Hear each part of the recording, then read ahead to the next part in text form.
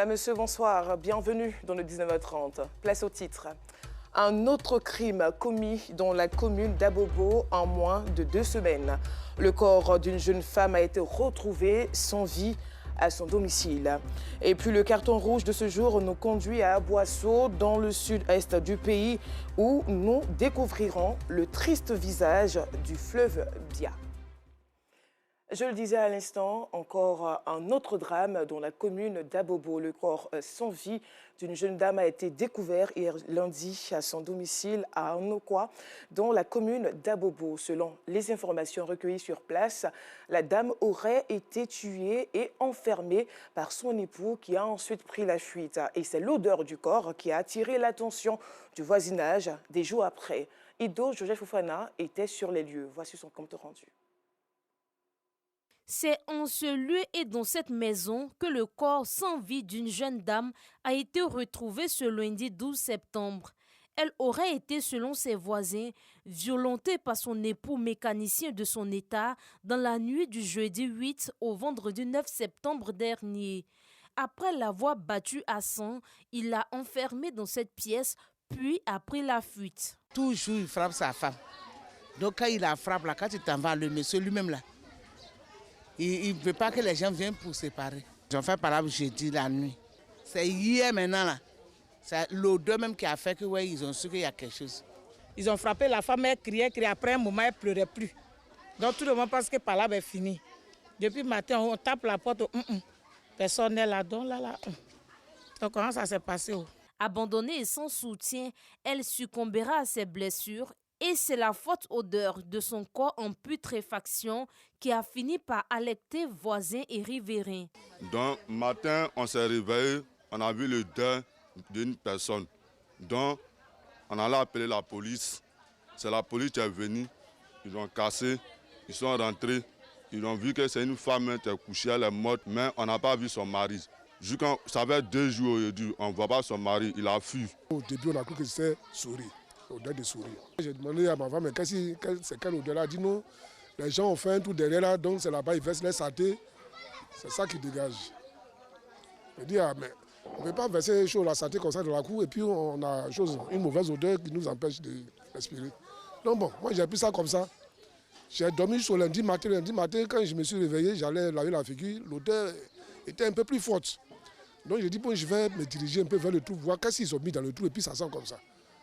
J'arrive devant le trou, là-bas il n'y a pas d'odeur. Mais quand je me retournais au niveau de la porte, j'ai senti l'odeur. Moi j'ai appelé mon cousin, il dit, ah, tu es le propriétaire, mais il y a une odeur qui sort dans ta maison là. Il faut venir, il faut aller au commissariat, il faut faire une déclaration, il faut venir voir. C'est ainsi que lui aussi là au commissariat, il allait faire sa déclaration et ils sont venus voir. Et effectivement, c'était le corps d'une femme qui était en train de pourrir dedans. On a abordé cache-nez parce que l'odeur nous fatigue, on ne peut pas respirer. Si on n'a pas fait ça, c'est pas bon, on va tomber malade. Donc on est obligé de porter cache-nez pour pouvoir respirer un peu. Pourtant, selon le propriétaire de la cour, son locataire vivait en harmonie avec eux depuis maintenant 2 ans. Il semblait être un homme sans histoire. Les voisins m'ont alerté que vraiment la cour avait une odeur impure. Il fallait que je m'y rende, qu'il y a quelque chose qui ne va pas. Et effectivement, je suis arrivé sur les lieux et j'ai constaté vraiment l'odeur et c'était vraiment un désastre. On s'est rendu au commissariat du 39. Après avoir défoncé la porte, nous avons trouvé la dame dans un bain de sang qui coulait. Bon, elle a perdu connaissance. Quand j'ai vu le corps de la dame, j'ai appelé son mari automatiquement. Et il n'a pas répondu à l'appel. Et ces 3 combinés étaient fermés. Jusqu'à l'heure où je vous parle, on n'a revenu pas le joindre. On ne sait pas où il est. Ce drame alimente toutes les conversations. On continue de s'interroger sur les motifs réels de ce crime. Sujet à l'ordre du jour à la chefferie du village. C'est une triste information. Donc tout le monde est triste. Et puis, on souhaite, la chefferie souhaite que quelque chose soit fait pour que on puisse mettre la main sur cette personne pour que ce genre de fait-là ne puisse plus se réaliser dans ce village-là. Mais que s'est-il réellement passé? Est-ce l'époux le présumé criminel? Sinon, pourquoi a-t-il pris la poudre d'escampette? En plus, pourquoi est-il injoignable depuis la survenue du drame? Seule l'enquête diligentée par les hommes du commissariat du 39e arrondissement en charge du dossier pourra tous nous situer. Un crime de trop qui ne doit rester impuni. Nous sommes le mardi, deuxième jour de la semaine, place donc au carton rouge.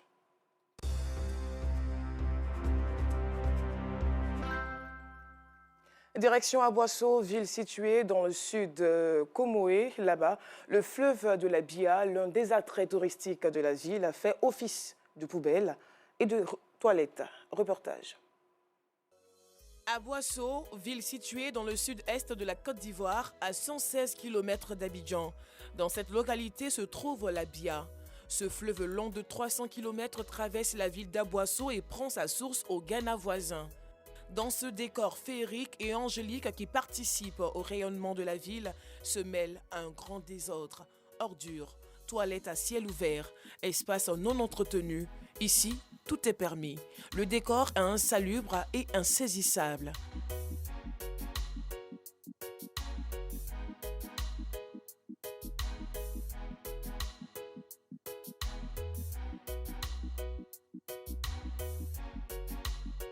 Bref, voici désormais le visage sombre que présente le fleuve Bia d'Aboisseau. Une situation déplorable et inquiétante pour les populations de cette ville. Quand vous regardez, normalement, c'est un lieu de détente. Un lieu, vraiment, quand tu n'as rien à faire, je crois que tu peux venir bien t'asseoir là et puis bon, essayer de profiter un peu de la lagune. Voilà. C'est la population, parce qu'ils viennent jeter des ordures autour et on n'a pas quelqu'un pour interdire cela. La Bia à Boisseau ici, c'est l'identité. C'est comme on le dit, la plage, la mer pour nous, puisque la Bia nous procure tellement de bonheur. C'est grâce à la Bia que nous avons de l'eau potable ici, à Boisseau. Donc voir les gens déverser les ordures dans la Bia, c'est pas bon. C'est dégrader d'abord nous-mêmes notre propre santé, tu as vu, et dégrader aussi l'environnement. Pour certains, ce désordre est dû à l'incivisme des populations, mais aussi à l'irresponsabilité des autorités de la commune. Actuellement, tout le monde a accès au bord pour y verser tout ce qui est comme déchets, pour y déféquer tout ça, et c'est pas bon. La ville a un camion, mais quand on voit, on a l'impression que apparemment le camion n'arrive pas au bord ici de la Bia. Effectivement, la ville a un camion de ramassage des ordures. Si vraiment les autorités peut-être avaient mis l'accent sur le fait que non, les camions de ramassage doivent passer au bord de la Bia, venir ramasser les ordures, je me dis que non, ça au moins la population, vraiment, ça allait peut-être encourager la population à rassembler ces ordures-là pour que ces camions de ramassage puissent venir ramasser les ordures. Selon cet habitant, salir l'environnement à Aboisseau ne date pas d'aujourd'hui. Depuis que je suis né, c'est comme ça, c'est. Vous comprenez? Voilà, ils ont essayé de faire comme ils peuvent. Tous les mecs qui ont succédé, ils ont essayé de faire comme ils peuvent à leur manière, mais c'est toujours la même chose. Ça ne va pas devant, ça ne va pas derrière, c'est toujours la même chose. Il est clair que ce cocktail d'insalubrité constitue un danger pour les populations d'Aboisseau. Certains villages sont alimentés en eau potable à partir de la Bia. Pour le danger que courent les habitants de cette localité, la rédaction de RTU2 donne un carton rouge aux responsables de la commune d'Aboisseau avec à leur tête le premier magistrat pour leur manque de fermeté vis-à-vis du comportement incivique des populations. Carton rouge aussi aux habitants d'Aboisseau pour leur manque de savoir-vivre. Et enfin, carton rouge à la société de ramassage d'ordures pour sa négligence dans le service. Vivement que les élus et cadres d'Aboisseau prennent leurs responsabilités afin de permettre aux populations de cette ville touristique de vivre dans la quiétude et dans la sérénité, loin des ordures et des toilettes à ciel ouvert. Le coût du transport en commun a flambé dans certaines communes d'Abidjan le premier jour de la rentrée scolaire, tandis que dans d'autres communes, le prix du transport n'a connu aucune augmentation. Notre reporter Clarisse Kanyala a fait le constat dans les communes de Yopougon et Abobo. Voici son reportage. Il faut que les autorités viennent s'entretenir avec les chauffeurs de Gbara et les syndicats. Par la longue, là, ça va dégénérer. On ne peut pas continuer à payer comme ça. Tu sors matin, tu ne gagnes pas 1000 francs. Mais on te dit de payer 1500 par jour pour rentrer. Ça devient quoi? C'est la désolation pour les usagers des transports en commun ce matin. Le coût du transport a flambé ce jour de la rentrée des classes. Ici, à Bobo Express, le transport fixé habituellement à 100 francs est passé à 400 francs CFA pour se rendre à Djamé. À la gare, on ne demande pas de 400 francs. T'as déjà la gare 400, t'as pas de 40, t'as pas de 200, t'as 500. Des langues, t'as pas de 300, avec combien? Avec 800. T'as pas de dans ça, c'est trop cher. Le traité est venu voir, nous avons conseillé nous, vraiment, on ne devait pas aller comme ça. Moi, j'ai oublié d'acheter un vélo. C'est pas faire d'embouteillage, quoi. C'est même pas faire d'embouteillage. J'ai mis un système en place. À partir de midi, là, tout arrête, c'est 200. Nous, on ne gagne rien. Donc, le traité, vraiment, venez voir le problème. C'est chaud à boire ici, c'est vraiment très chaud. Pour se rendre dans son lycée, Salimata, élève, a parcouru environ 3 km pour espérer avoir un véhicule à moindre coût. Nous habitons à Ebimpe. Depuis 6 ans, nous sommes sortis de la maison. On a marché de la gendarmerie d'Abobo jusqu'à ici. Donc, on s'est arrêté pour voir si on pourrait emprunter 200 francs pour aller. Dans le cas contraire, on serait obligé de continuer le chemin à pied. Actuellement, la situation concernant les chauffeurs de Baka, ils ont augmenté les prix. Aujourd'hui, maintenant, quitter de Diallo pour venir ici, je te parle de 500, 600. Autrefois, c'était 300. Raison pour laquelle il faut marcher un peu, emprunter devant et puis avancer. À Yopougon, le constat est bien différent. Le coût du transport n'a connu aucune augmentation. On n'a pas augmenté le prix, c'est toujours le même tarif là. On prend 200, 300, malgré les embouteillages. J'espère qu'on ne va pas subir le même sort qu'à Bobo. Pour l'heure, tout va bien à Yopougon. J'espère que les différents syndicats vont respecter le prix normal parce que la rentrée est une charge pour les parents et augmenter les prix, c'est un poids de plus. À Abidjan, la flambée des coûts des transports en commun est légion. À quand la fin de cette instabilité des coûts des transports en commun sous le regard impuissant des syndicats et autorités? En attendant qu'une solution soit trouvée, les usagers sont obligés de prendre leur mal en patience au quotidien. Le Gala de la Charité est une initiative d'un chantre chrétien qui vise à recueillir des fonds grâce à un concert afin de venir en aide aux veuves et orphelins. Les détails avec Théodore Zouzou et Clément Boko. À Lokozro, sous-quartier d'Avocatier, dans la commune d'Abobo, Dame Chantal Aléchi, veuve, y vit en compagnie de son géniteur et ses enfants. Malade, tout comme son père, elle n'arrive pas à joindre les deux bouts. Faute de moyens, l'aînée des enfants, étudiante, a dû abandonner les études. Pour les deux derniers, respectivement au CE2 et CP2, la rentrée scolaire cette année, selon leur mère, est encore hypothéquée. C'est dans cette atmosphère qu'elle reçoit la visite de Marc Hervé, chantre qui lui fait don de fournitures pour les plus petites et une invitation à son concert. Merci au chantre Marc Hervé parce que cette année, les enfants ils vont à l'école. Je vends des œufs, oignons, piments, attiqués avec les condiments. Mais aujourd'hui, je suis malade. Je n'arrive plus à vendre. Mais pour me déplacer, j'ai du mal. Donc je veux qu'on vienne à mon aide. Une heure plus tard, nous retrouvons Dame Aléchi et sa fille dansant au centre d'action culturelle d'Abobo au concert de leur bienfaiteur. Une activité dont les retombées financières sont consacrées à apporter un peu de gaieté aux veuves et aux orphelins. Je suis très heureuse, très contente de me trouver aussi. Nous aider aussi, nous orphelins.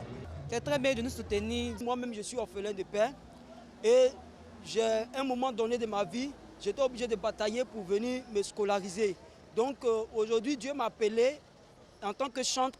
Donc je veux apporter, et à tout moment, chaque année de ma vie, je veux faire ce genre d'action pour apporter mon soutien aux veuves, mon soutien aux orphelins et aux sans-abri, selon ce que Dieu va nous donner. Donc chaque année, nous ferons des concerts de ce genre pour pouvoir soutenir les veuves et soutenir les orphelins. L'initiative de Marc Hervé, autrement appelée Gala de Charité, acquiert l'adhésion de plusieurs pasteurs des églises évangéliques d'Abobo, ainsi que celle de ses collègues chantres. Nous ne sommes pas sur la terre seulement pour prêcher l'évangile, mais nous sommes aussi sur la terre pour montrer aussi l'amour de Christ, pour partager avec les autres, pour penser avec les gens qui n'ont pas. Quelque chose qui m'a donné la joie. Et aussi, je veux que tout le monde fait comme lui aussi. Œuvrer pour sortir la veuve et les orphelins de la précarité est, selon Marc Hervé, une mission divine à laquelle il compte se consacrer. Il plaide pour plus de moyens financiers et matériels. En sport, à présent, l'ONG Aline a organisé une marche dénommée la Marche en Or le samedi 10 septembre 2022 sur le boulevard des Martyrs à Cocody. Une marche sportive en vue de sensibiliser le public sur les cancers pédiatriques. Le reportage de Pascal Koné, commenté par Esso Jean-Silver. C'est devant la RTI que le coup d'envoi de la marche sportive qui vise à sensibiliser les populations sur le dépistage rapide du cancer des enfants et la prise en charge des malades est donné. Une cinquantaine de personnes prennent part à cette marche sur une distance de 2,4 km en aller-retour. Aujourd'hui, pour nous, c'était une façon d'informer que Septembre en Or existe et que le cancer de l'enfant existe. Et nous avons profité pour faire de la sensibilisation. Parce que cette sensibilisation, c'est de vulgariser les signes du cancer, parce que le cancer, pour nous en Afrique, c'est un sujet tabou. Il faut vulgariser les signes pour qu'on puisse ensemble avancer. Cette initiative de portée sociale est saluée par la journaliste Anne-Marie Nguessan. Plus nous marchons contre vents et marées, plus les cancers de l'enfant reculent. C'est ce que nous avons fait ce matin. L'objectif, c'était de faire reculer les cancers de l'enfant et je pense que nous l'avons atteint ce matin. Il pleuvait et nous étions là. Le soleil est sorti, nous sommes là. Nous serons toujours là, quel que soit le temps qu'il fera, parce que nous sommes pour que le cancer, sinon les cancers des enfants, reculent. En Côte d'Ivoire, 800 nouveaux cas d'enfants malades du cancer sont dépistés chaque année. Le taux de mortalité infantile dû au cancer varie entre 80 et 90%. Une séance d'étirement a mis fin à cette marche sportive. Les participants se retrouveront en septembre 2023, mois dédié à la lutte contre le cancer. Toujours en sport, le Tour cycliste de Côte d'Ivoire sourit aux éléphants cyclistes. Lancé le 4 septembre dernier à Korogo, dans le nord du pays, cette 28e édition s'est achevée le 10 septembre à Tabo, dans le sud du pays. Souleymane Traoré, déjà champion de Côte d'Ivoire sur route, enlève pour la première fois de sa carrière le maillot jaune de leader du Tour de Côte d'Ivoire. Et Esso Jean-Silver. La victoire des éléphants cyclistes s'est destinée lors de la 3e étape entre Boaké et Sakassou. Mise en ballottage sur les 2 premières étapes, Korogo-Ferkessé-Dougou et Katiola-Katiola par les étalons cyclistes conduits par Paul Domon et le français Noël Richer. Les Ivoiriens vont commencer à monter en puissance en récupérant le maillot jaune de leader à Sakassou. Souleymane Traoré, porteur du maillot jaune, l'objectif de la sélection, conserver cette unique la plus importante de la compétition. Sur la 7e et dernière étape, le circuit fermé de Tabo de 103 km, c'est au tour de Sanogo Abou de placer sa roue sur la ligne d'arrivée, avant celle de Paul Domon. Belle opération pour la Côte d'Ivoire, qui enlève ainsi le maillot jaune du 28e Tour de Côte d'Ivoire. C'est une joie pour moi, parce que c'est ma première fois de remporter le maillot jaune du Tour de Côte d'Ivoire. Je suis vraiment content de cette victoire. Je ne sais pas comment m'exprimer et dédier ce maillot à mes coéquipiers. Le 28e Tour de Côte d'Ivoire terminé, place au Grand Prix international d'Abidjan. Une course entre Treichville et Grand Bassam de 94 km 300 que le Burkinabé Paul Domon remporte avec un chrono de 2 heures, 40 minutes, 46 secondes. Une victoire qui permet au Burkina Faso de bien clôturer sa participation à ce tour cycliste placé sous le sceau de la réconciliation nationale.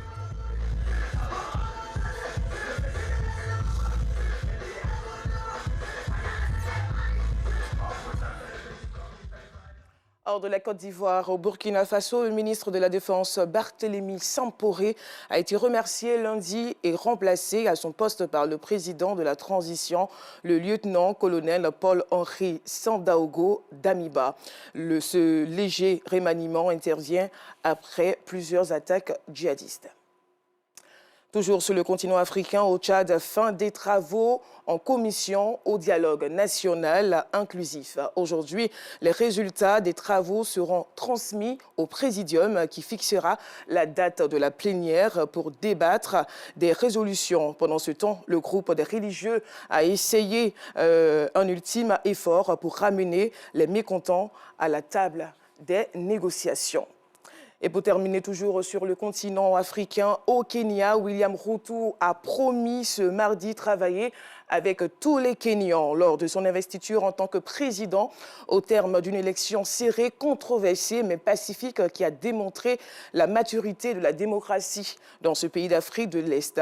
Une main posée sur la Constitution, l'autre tenant une Bible, le nouveau chef de l'État âgé de 55 ans a prêté serment au stade Kasarani de Nairobi devant 60 000 personnes, dont une vingtaine de chefs d'État et de gouvernement venus d'Éthiopie, d'Ouganda, de Somalie, de la Tanzanie, de la RDC, du Rwanda et du Congo.